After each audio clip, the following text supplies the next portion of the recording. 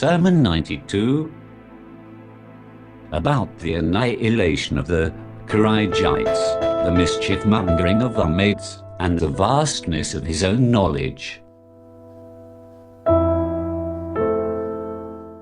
So now, praise and eulogy be to God, O people. I have put out the eye of revolt. No one except me advanced towards it, when its gloom was swelling, and its madness was intense. Ask me before you miss me, because, by God, who has my life in his hands, if you ask me anything between now and the day of judgment, or about the group who would guide 100 people, and also misguide 100 people, I would tell you who is announcing its march, who is driving it in the front, and who is driving it at the rear, the stages where its riding animals would stop for rest, and the final place of stay, and who among them would be killed, and who would die a natural death. When I am dead, hard circumstances and distressing events would befall you.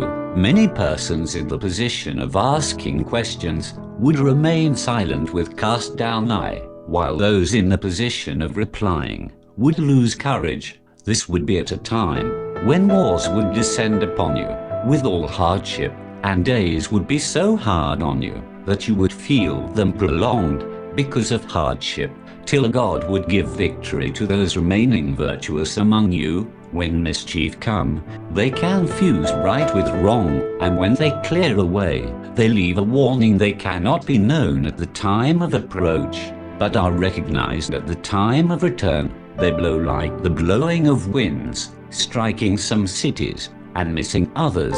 Beware that the worst mischief for you in my view is the mischief of Banu Umayyah, because it is blind, and also creates darkness. Its sway is general, but its ill effects are for particular people. He who remains clear-sighted in it would be affected by distress, and he who remains blind in it would avoid the distress. By God, you will find Banu Umayyah after me worst people for yourselves, like the old unruly she-camel, who bites with its mouth, beats with its forelegs, kicks with its hind legs, and refuses to be milked. They would remain over you till they would leave among you only those who benefit them, or those who do not harm them.